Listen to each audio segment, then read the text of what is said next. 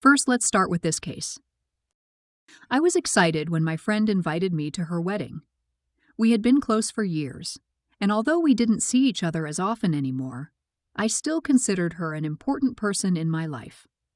I RSVP'd immediately and even offered to help with anything she needed. She assured me everything was under control, so I just looked forward to celebrating her special day. When I arrived at the venue, I noticed how beautiful everything was. It was clear she had put a lot of effort into making the day perfect. The ceremony was lovely, and I was genuinely happy for her. After the vows, we moved to the reception area, and that's when things started to feel off. I checked the seating chart and saw my name placed at a table far in the back. At first, I didn't think much of it, but when I got to the table, I realized it was filled with people who didn't seem to know each other. Some were distant relatives, a couple of plus ones who had come alone, and a few coworkers she wasn't particularly close to. It quickly became clear that this was the table for guests who didn't quite fit anywhere else. I felt uncomfortable, but tried to make the best of it. I introduced myself to the others and made small talk, but the energy at the table was awkward. Everyone else seemed to have been thrown together at random, while the other tables were filled with groups who clearly knew each other well. Throughout dinner, I glanced around and noticed how lively the other tables were, with laughter and inside jokes being shared. Meanwhile, our table remained mostly quiet. It was as if we were afterthoughts. What made it worse was that I saw plenty of empty seats at better tables. It wasn't like there wasn't room for us to be placed somewhere more engaging. It felt intentional, as if we had been put together simply because we weren't close enough to anyone to be prioritized. I wasn't expecting to be seated with the wedding party, but I had assumed I'd at least be near people I knew. After dinner, I tried to shake it off and enjoy the rest of the evening. I congratulated my friend, took some photos, and even danced for a bit. But as the night went on, I kept feeling out of place. When I stepped outside for some air, I ran into a couple of other guests from my table, and we started talking. They felt the same way I did, like we were guests out of obligation rather than because we mattered. One of them mentioned how strange it was that there was such a clear division between tables.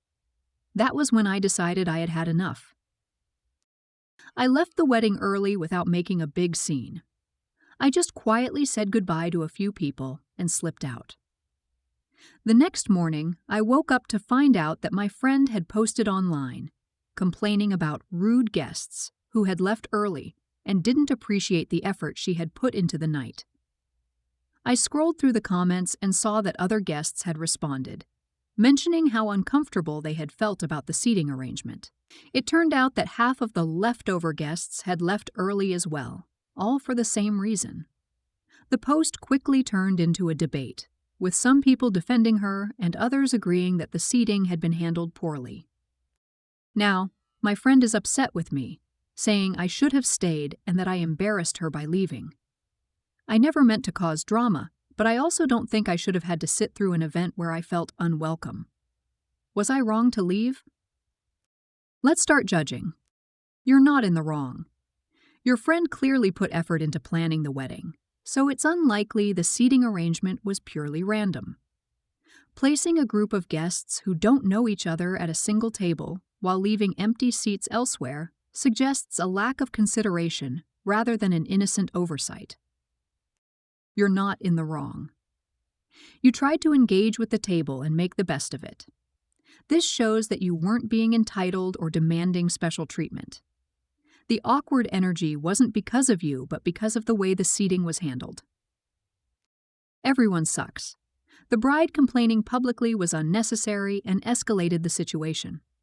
However, since multiple guests also felt uncomfortable and left, it's clear the seating issue was a real problem. Instead of acknowledging it, she chose to shift blame onto guests. Next up, when I turned 18, my parents kicked me out of the house. They told me I was too independent, too headstrong, and that if I thought I could handle life on my own, I should go ahead and prove it. They weren't cruel about it, but they were firm. My father said that adulthood meant standing on my own 2 feet, and my mother agreed. saying that since I always insisted on making my own choices, I should deal with the consequences. I left with a few $100s, a backpack of clothes, and nowhere to go. The first few years were tough. I couch surfed with friends, took whatever jobs I could find, and saved every penny. I worked long shifts in fast food, cleaned offices at night, and eventually found something stable in retail. I didn't complain. I didn't ask them for help. As far as they knew, I had vanished from their lives. It took me nearly a decade, but I built a life for myself. I went from working retail to an office job, from renting a tiny studio to owning my own small house. It wasn't much, but it was mine. I had security, I had stability, and most importantly, I had the peace of knowing that I had earned every bit of it without relying on them. Then last year, I got a call from my mother. It was the first time she had reached out in years. She sounded hesitant, almost nervous, but after a few minutes of small talk, she got to the point. My father had lost his job a while back, and their savings had dried up. They had fallen behind on their mortgage, and the bank was ready to take the house. She asked if they could stay with me just for a little while until they got back on their feet. I didn't say no right away. Instead, I asked her why she thought I owed them a place to stay. She seemed caught off guard by the question, but then she said that we were family and family helps each other. I reminded her that when I was 18, they had made it very clear that I was on my own. That when I had struggled to find food and shelter, they had never once checked on me. That when I could have used a little family support, they had been fine with cutting me loose. She started crying and said they had done what they thought was best for me, that they wanted me to be strong, to learn to survive. I told her that I had learned, and that now they could learn too. My father called me a few days later. He wasn't as emotional as my mother, but he was blunt. He said that I was being cruel, that I had a house and a stable job and no kids or responsibilities, so why was I letting my own parents struggle? I asked him why, if independence was so important, he wasn't practicing what he preached. He didn't like that. Over the next few weeks, they tried everything. They called me repeatedly, sometimes to beg, sometimes to guilt trip, sometimes to get angry. They told me I owed them because they had raised me, because they had put food on the table and given me a home. I reminded them that most parents don't see that as a debt their children have to repay, but as a responsibility they willingly take on. They didn't have an answer for that. I wasn't heartless, though. I sent them links to government assistance programs. I sent them information on shelters and rental assistance. I even found job listings that might help them get back on their feet. My mother thanked me weekly.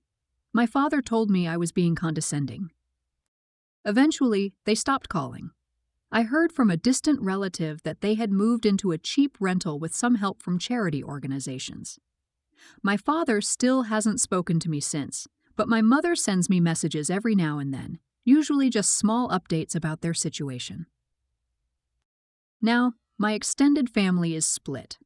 Some say I did the right thing by holding them to the same standard they held me to. Others say I was cruel, that I should have helped them because they're my parents. I don't feel guilty, but I wonder if I should. Let's start judging. You're not in the wrong. They threw you out at 18 with no concern for your well-being. They made their choice, and now they have to live with it. Offering them information on assistance programs was already more than they gave you. You're in the wrong. They made a mistake, but they're still your parents. They raised you, and you had the chance to show them kindness in return. You chose to let them struggle instead. Everyone sucks. They were terrible for kicking you out, but you had the opportunity to be the bigger person and chose not to. Nobody wins in this situation. No one is in the wrong. They did what they thought was best for you, and now you're doing what you think is best for yourself. It's just a sad situation all around. Next up, I bought my house 3 years ago, and one of the main reasons I chose it was the backyard pool. I work long hours and wanted a place to unwind. Having a private pool was a dream come true. I keep it well maintained, and I don't mind hosting friends and family occasionally, but it's my space, and I decide who uses it. My next-door neighbor, a woman in her late 30s, has made it clear that she doesn't see things the same way. She has 3 kids, all under 10, and she's always complained about how hard it is to keep them entertained. When we first met, she made a comment about how great it was that there was a pool in the neighborhood. I didn't think much of it at the time. Later, she asked if I'd ever consider letting the neighborhood kids use it sometimes. I told her no, that it was a private pool.